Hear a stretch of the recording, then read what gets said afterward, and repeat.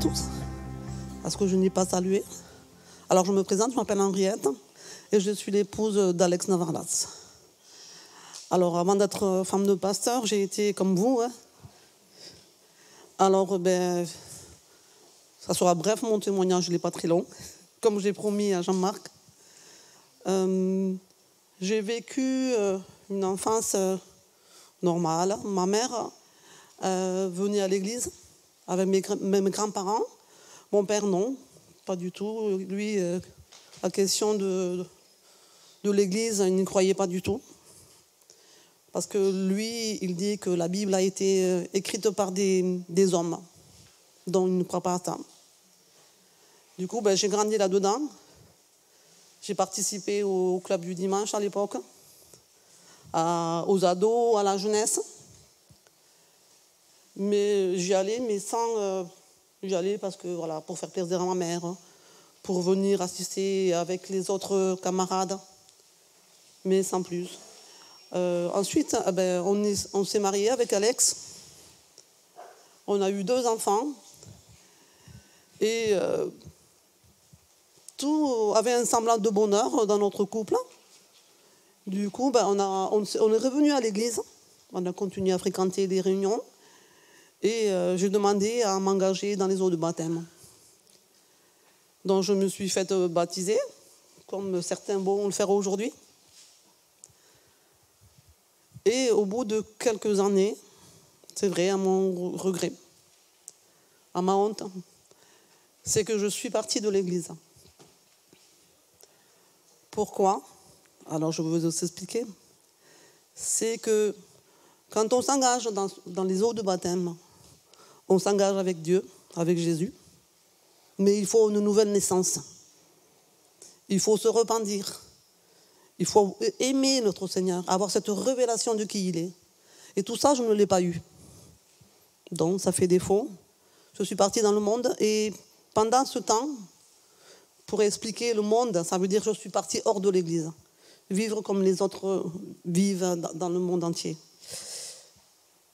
Et là, je ne connaissais pas, donc on a commencé à sortir, à faire les boîtes de nuit, à goûter un peu aux joies qu'apporte la vie du monde ici où on réside. Et c'est vrai qu'au début, c'est vrai qu'on a ce sentiment de liberté, de faire ce que je veux, ce qui me plaît, sans qu'on me dise, ou sans qu'on me juge, dire c'est pas bien, fais pas ci, fais pas ça. Mais ça a duré quand même 10 ans. 10 ans, c'est long. Et suite à ça, avec Alex, on ne s'entendait plus. Parce qu'on sait très bien qu'à force de sortir, il y a des choses qui, on s'habitue, qui ne sont pas bonnes.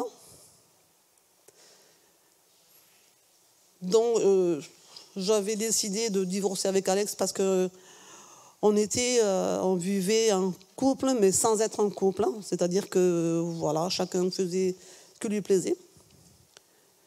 Et à cette époque-là, j'ai eu un 3e enfant, donc ce n'était pas possible de vivre une vie comme ça avec 3 enfants.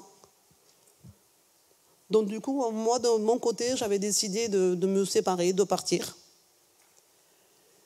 Et un jour, ma maman, qui continue encore à aller à l'église, m'a invitée au baptême de ma sœur de sang. Donc, je n'ai pas hésité, je suis allée là-bas. Et dans cette réunion-là, comme ici, je ne voudrais pas comment ça s'est passé parce que ils ont eu des chants comme nous, il y a eu la prédication. Mais c'est vrai qu'on dirait que j'étais seule dans la salle. J'étais comme dans une bulle. Il n'y avait personne autour de moi. Et là, à ce moment-là, cet après-midi-là, le Seigneur, il est venu dans ma vie. Il s'est révélé comment il était. Et le Seigneur, quand il touche une personne, il le fait merveilleusement. Parce qu'il répond aux attentes de chacun, de chacune, selon notre vécu. Et c'est vrai que moi, à ce moment-là, j'étais en manque d'amour.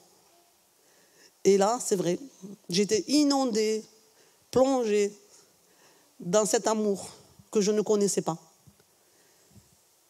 Et là, franchement, je vous dis la vérité, j'ai commencé à pleurer, je me retenais parce que je me suis dit, qu'est-ce qu'ils vont dire les autres?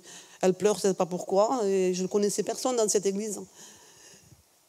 Et là, je lui ai dit quelque chose à Dieu. Je lui ai dit, je ne mérite pas ton amour. Parce que j'ai vu mon état de péché. J'ai vu mon état sale. Ça m'a complètement bouleversé, cet amour.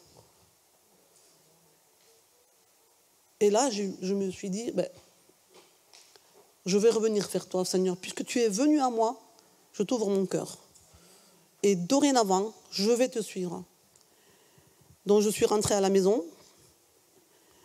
Et vu qu'on n'avait pas de dialogue avec Alex, je n'ai rien dit, je l'ai gardé pour moi. Et j'ai commencé à réfléchir à ma vie avec le Seigneur, avec mes enfants aussi. Et je lui ai dit, maintenant, dorénavant, Alex, ce n'est pas ma priorité. Ma priorité, c'est toi et moi et toi, Seigneur. Parce que je veux me reconstruire. Je veux te servir de tout mon cœur. Et du coup, j'avais planifié, c'est vrai, de partir sur Lyon. Parce que comme ça, je me suis dit, il ne m'embêtera pas, je pars avec mes enfants et je ferai ma vie avec le Seigneur. Et c'est passé, je sais que c'est le Saint-Esprit. Je fais une prière à Dieu. Cette prière, elle a été, Seigneur, tu connais mon passé, mais tu connais mon avenir. Et je lui ai dit, si vraiment tu vois que je veux partir, c'est mon projet à moi. Mais Seigneur, est-ce que c'est ton projet de changer le cœur de Dieu, d'Alex? Et du coup, le Seigneur l'a fait. Mais à part cette expérience avec Alex, mais mon expérience à moi, c'est que on ne peut pas vivre sans l'amour de Dieu.